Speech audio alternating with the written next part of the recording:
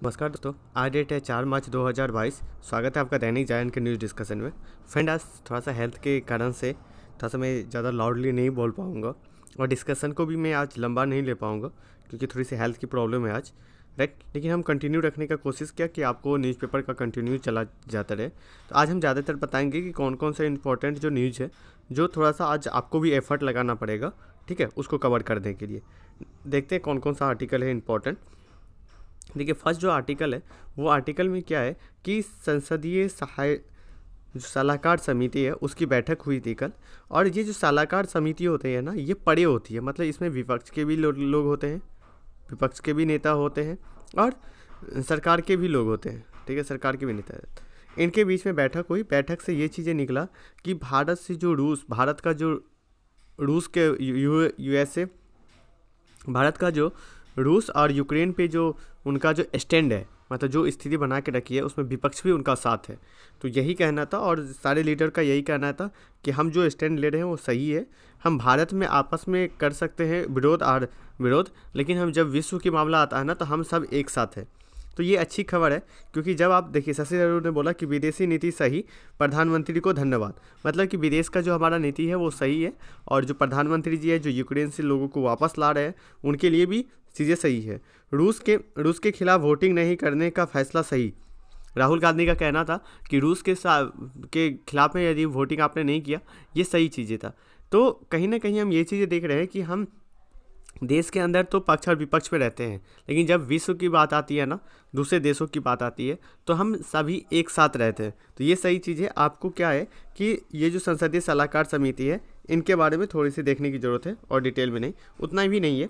देखिए, next article है कि आज क्वाड देशों का समूह का जो प्रमुख है उनका क्या होगा, आज वर्चुअल मीटिंग होगा, ठीक है। आज वर्चुअल मीटिंग होने के साथ इसमें क्या है कि वो क्वाड में कौन कौन से सदस्य है, भारत है, अमेरिका है, जापान है, ऑस्ट्रेलिया है।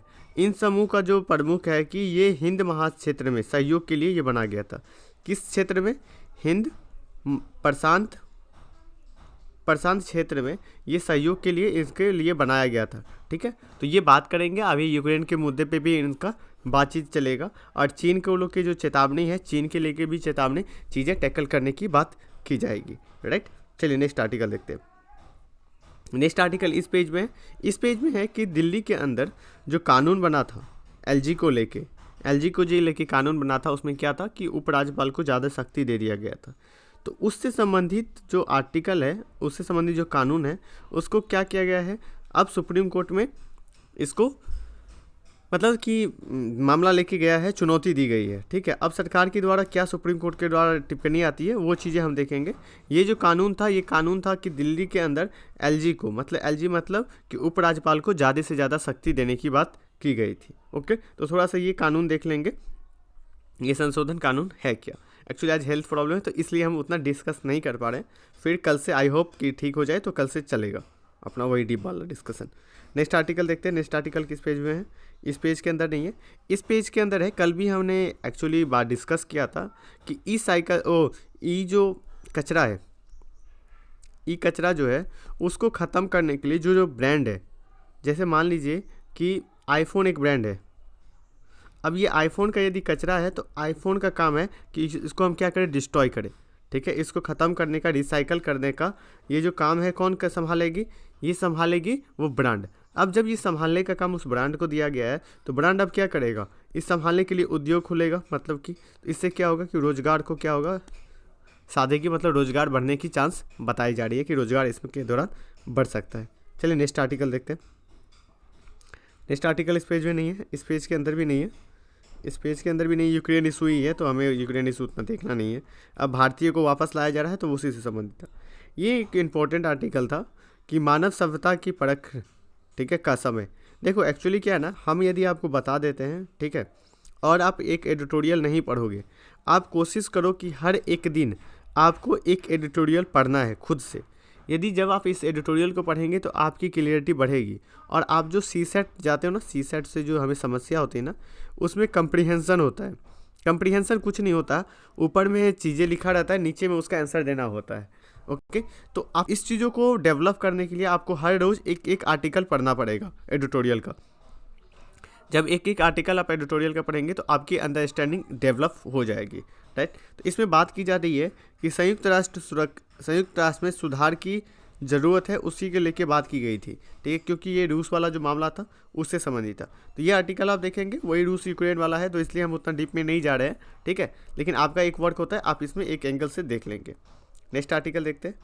नेक्स्ट आर्टिकल इस पेज नहीं है, इस पेज में है कि कम होता दिख रहा है अमेरिका का वर्चस्व, तो हमारे लिए उतना इंपॉर्टेंट नहीं है अमेरिका का वर्चस्व क्या क्यों कम हो रहा है, ठीक है, क्योंकि ये माना जा रहा है कि रूस और यूक्रेन के बीच में जो युद्ध हो रहा है वहाँ पे जो यूएसए का जो प्रतिबंध है, उस प्रतिबंध का कोई भी प्रभाव किसके ऊपर नहीं पड़ रहा है, रूस के ऊपर। तो इसीलिए जो राइटर है आकृति ये बता रही है, आर्थिक त्यागी बता रही है कि इसीलिए इनका कोई भी आप देखो तो नाटो देश हो ये भी यहाँ पे शामिल नहीं हो रहा है। एक टाइम था जब यूक्रेन को चढ़ाया जा रहा था, अब बता रहे थे ना कि जाओ जाओ जाओ, आज जब युद्ध चालू हो चुका है तो यूएसए क्या क्या अपने आप को पीछे खींच लिया है, ठीक है। तो यही चीज़ें यदि इस तरह से यदि पीछे खींचेंगे तो विश्व लेवल पे क्या होगा, विश्वास कम होगा यूएसए के प्रति। अब देखो भारत भी कभी फूक फूक के कदम डालेगा, भारत भी यूएसए के चक्कर में चाइना से लड़ने नहीं चला जाएगा, वो भी सोचेगा कि यूक्रेन में क्या हाल हुआ था। आप देख सकते हो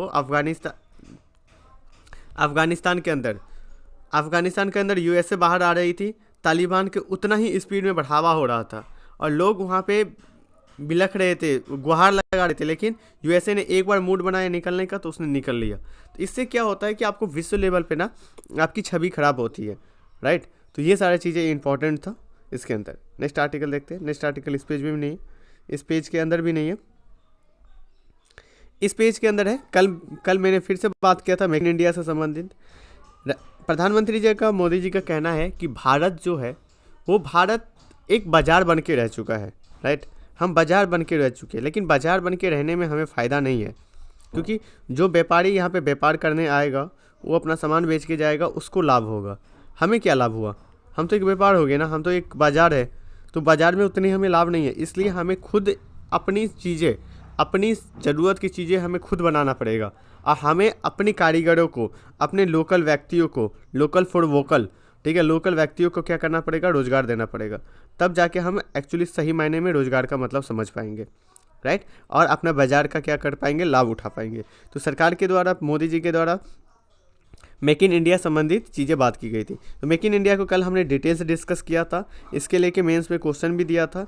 एक स्टूडेंट में हमें व्हाट्सएप पे भेजा भी था, उन्होंने सही लिखा, लेकिन उनका मेरा सजेशन है कि अपना आंसर राइटिंग वाला सीरीज चालू होगा तो उससे उनको समझ में आ जाएगा कि आप जो जिस पेज पे लिखते हो वाइट पेज पे लिखिए, ठीक है, ब्लैंक पेज पे लिखिए। आप लाइनिंग वाला पेज पे वो लिखे थे, तो आज आपको लाइनिंग वाला पेज पे नहीं लिखना है, उस पेज पे लिखना है, ठीक है।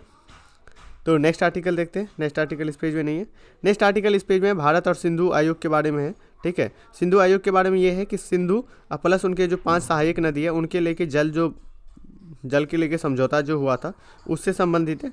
तो कल हमने इस आर्टिकल को भी डिस्कस किया जो 1960 में हुआ था, सिंधु नदी समझौता, राइट। तो कल हमने इसको डिस्कस किया था। आप यदि कल का डिस्कशन नहीं देखे होंगे तो प्लीज़ कल का डिस्कशन जाइए, और इसमें मेक इन इंडिया वाला भी आपको मिल जाएगा और ये सिंधु वाला भी मिल जाएगा। तो एक ही चीज़ को बार बार रिपीट करने की ज़रूरत हमें नहीं है, राइट। चलिए नेक्स्ट आर्टिकल की ओर चलते हैं। 1B वीज़ा जो संबंधित उसमें सुधार की जाएगी, ठीक है, सीनेट में कहा गया है।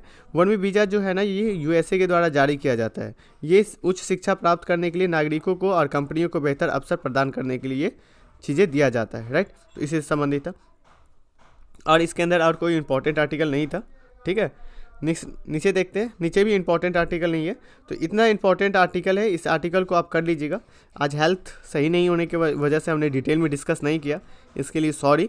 और यदि आप हमारे चैनल पे नया है तो आप न्यूज़पेपर के साथ जुड़े रहे, करंट अफेयर के साथ, क्योंकि देखिए न्यूज़पेपर को अल्टरनेटिव रूप से आप स्किप नहीं कर सकते, क्योंकि न्यूज़पेपर आपके लिए बहुत ही इंपॉर्टेंट चीज़ें है, बहुत ही इंपॉर्टेंट पहलू है।